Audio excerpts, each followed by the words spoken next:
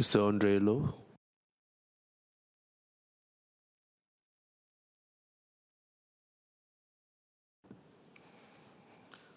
Mr. Speaker, the world has fundamentally changed. It is a new world fraught with peril, but awash with opportunity. One that needs a new strategy to not just survive the challenges ahead, but to thrive despite them. A strategy built on security, investment, and trust in our people. Two great forces define our current moment: the great reordering of global power and the artificial intelligence revolution transforming how we work. Together, they represent a convergence of challenges that invite a rethinking of how we approach governance and policy. The World Economic Forum projects that 22% of jobs will undergo major structural change by 2030. This is not some distant threat. It is a near-term reality already reshaping our economy. But this AI wave is fundamentally different from previous technological revolutions, where past disruptions primarily hit the factory floor. This one targets the boardroom, the artist studio, the claims desk. From administrative assistants to software developers, from graphic designers to even chief executives, AI capabilities can now match many tasks performed by these workers. In Singapore, this threat is amplified by our unique economic structure. Nearly 2/3 of our workforce are PMETs, precisely the demographic most exposed to AI displacement. Some of us call this the knowledge economy. Researchers from the International Monetary Fund believe that 60% of jobs in advanced economies will face AI exposure. But for Singapore, given our economic makeup, this figure is probably higher still. Half of these jobs could benefit from AI integration, boosting productivity and wages. But the IMF thinks that the other half face automation, creating downward pressure on wages and hiring in these sectors. Singapore's success to date comes from world-class execution of a sound playbook. But as we chart the course for tomorrow, we must question if yesterday's maps are still relevant for these new waters. Mr. Speaker, I acknowledge the government's and Prime Minister's focus on assurance and cost of living. I agree with the diagnosis, but temporary reliefs are insufficient for the systemic challenges ahead. In our era of AI-driven disruption, we should acknowledge that our existing social safety nets are ill-equipped for the scale of the change ahead. A stronger, permanent foundation of security is required, and this is not charity, but it's the cornerstone of national competitiveness. The impact of this AI revolution can already be felt. Recent surveys of US employers showed that 25% of AI users expected to hire fewer workers in the next 6 months, versus just 10% who intended to hire more. We can already see the same early warning signs here in Singapore. Younger workers lacking the tacit knowledge that accumulates with experience are particularly vulnerable to task replacement from AI. This is not a hypothetical disruption. After my party colleague Elaine and I put out a call for feedback a couple of months ago, we have heard from many young Singaporeans who have shared their stories about struggling to start their careers, struggling with the job search as well as underemployment concerns. So the first pillar of our new age, of our new foundation, I beg your pardon, must be redundancy insurance for the AI age. Not merely job seeker support, but a comprehensive scheme designed for workers facing the reality of career churn in the digital economy. 40% of your last drawn salary, capped at 40% of Singapore's prevailing median income for up to 6 months. The scheme will be funded by small, equal contributions from employers and employees amounting to 0.1% of your monthly salary. Now, to put that in perspective, for a median income earner, that is just over $5 a month, and only half of that is paid for by the worker. Now, this creates a true safety net that catches everyone. one that gives workers the confidence to explore new opportunities rather than clinging desperately to dying industries. This represents a profound shift in how we should think about support for the unemployed. In the AI age, career transitions will become the new normal, not the exception. Workers need the security to retrain, to upskill, to reinvent themselves without the specter of destitution haunting their choices. Housing security must also evolve to acknowledge changing aspirations and economic realities. BTO prices should be pegged to a house price to income ratio of 3 for first-time home applicants. We should also offer 70-year lease options at lower prices for those who prefer affordability over asset appreciation. The BTO access age for singles should be lowered to 28, and grants should be equalized for single parents who face unique challenges in building stable homes. Housing is not merely shelter. It is dignity, stability, and the foundation upon which families build their futures. As someone who has navigated this journey myself recently, I know the anxieties that many young Singaporeans face. When we cannot settle into our first homes until our 30s, we are denied the chance to put down roots, to plan for families, and to contribute fully to society's fabric. Just as a home provides foundational security for the family, our economy also requires its own form of security. Platform work has emerged as the primary economic buffer for this era, offering a crucial bridge for those transitioning between traditional jobs. The Platform Workers Act is a commendable first step to shore up this vital economic buffer, but it stops short of addressing algorithmic management, the digital boss that controls every aspect of the platform workers' existence. Concerns about a digital boss are not new, but the AI revolution brings renewed urgency. These black box algorithms determine job allocation, pricing, performance evaluation, and even disciplinary action. Recent advances mean that they could become supercharged, rendering them even more powerful and even more inscrutable than before. Workers deserve to know when AI systems have made decisions about their lives and livelihoods, and they also deserve the right to human review as a fundamental backstop. We cannot allow the digital economy to become a digital dystopia where human dignity is sacrificed at the altar of algorithmic efficiency.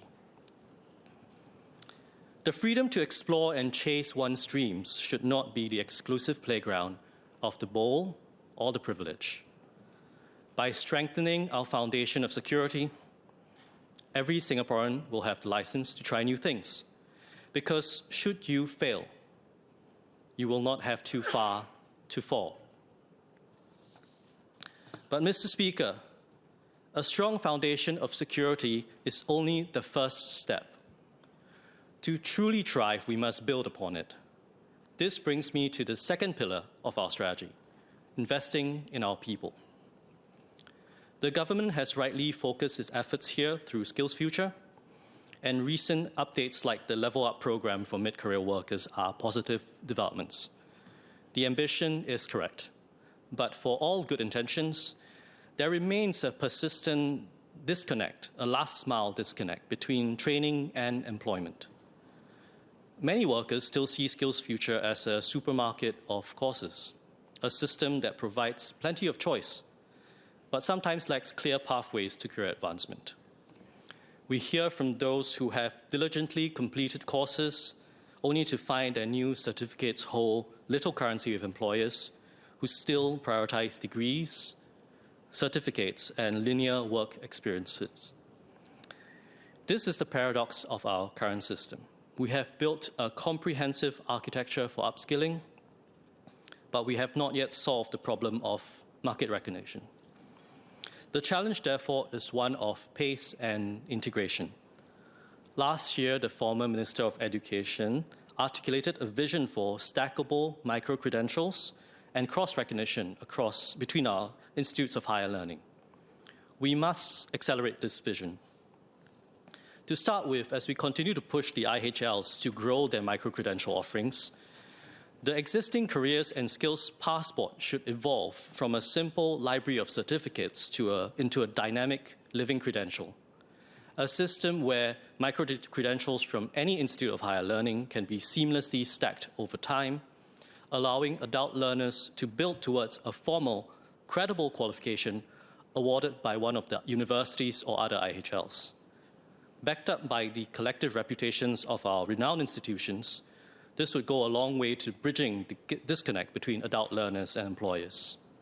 This acknowledges the busy, unpredictable reality of adult life and provides a flexible pathway for all Singaporeans to stay relevant. Secondly, we must address the skills gap afflicting our fresh graduates. We possess world-class universities, but we hear of a persistent concern from both employers and graduates themselves, a gap between academic excellence on the one hand and the practical skills that are needed in the modern workplace. Our polytechnics and the Singapore Institute of Technology have proven the value of structured work-integrated learning as a core part of the tertiary curriculum. Given this success, we should push for work-integrated learning to be the norm for as many tertiary students as possible, ensuring our graduates enter the workforce ready to contribute from day one. A targeted grant to help our local SMEs offset the cost of providing such placements could be a powerful catalyst, but crucially, payouts should be structured to incentivize retention and discourage exploitation. This ensures our graduates enter the workforce with the practical, real-world skills that the AI age demands. Finally, as we pursue our national AI strategy, we must also ensure its benefits are democratized. SMEs should continue to receive assistance to adopt AI tools, and AI literacy should be woven into our school curriculum. Students should be encouraged to command it as a creative and analytical tool. Skills Future credits should also be allowed to cover subscriptions to AI assistants and tools, ensuring that all Singaporean workers, regardless of their means, are able to utilize the latest and best tools to drive their own productivity. But above all, we must continue to be vigilant to ensure AI serves our workers, not replaces them. In an age of AI, our people's ability to learn, to adapt, and apply knowledge quickly is our single greatest competitive advantage.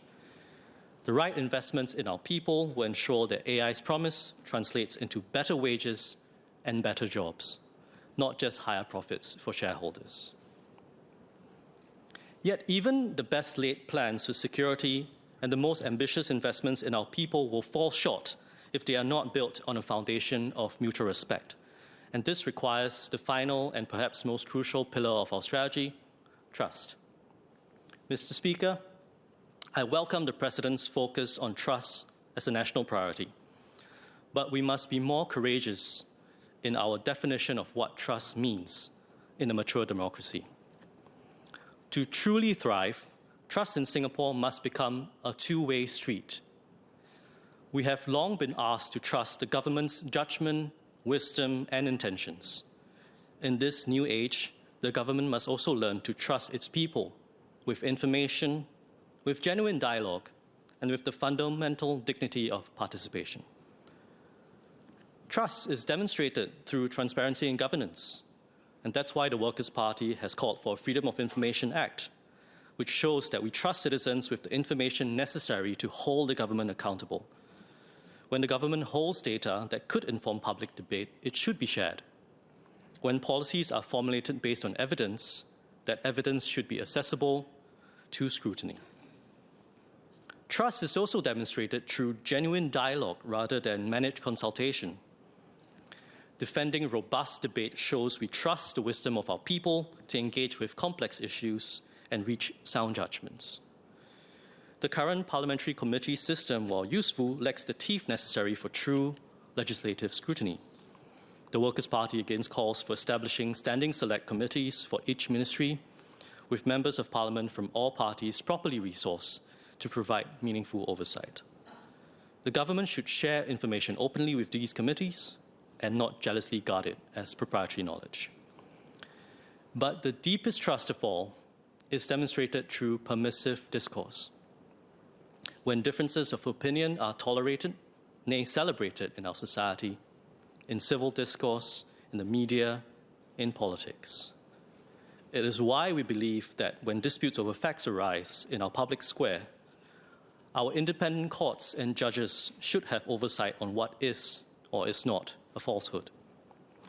Trust is, after all, a two-way street. Mr. Speaker, the Prime Minister has spoken of the need for us to be a we-first society. It is a call we can all get behind, but as we heed this call, it is our duty in this House to give the vision meaning for the people we serve. So if by we first, the Prime Minister means a secure Singapore, where every family has an affordable home and a robust safety net to catch them when they fall, then we are on the same page. And if by we first he means investing deeply in the skills and boundless creativity of every Singaporean, then we can work together. And if by we first he means trusting our people with the freedom to explore, create, and find their own paths, then we can take heart. These three pillars, security, investment, and trust, form the foundation of a strategy for a thriving people, a compass for our next chapter, and a promise about the society we can become. Thank you, Mr. Speaker. I support the motion.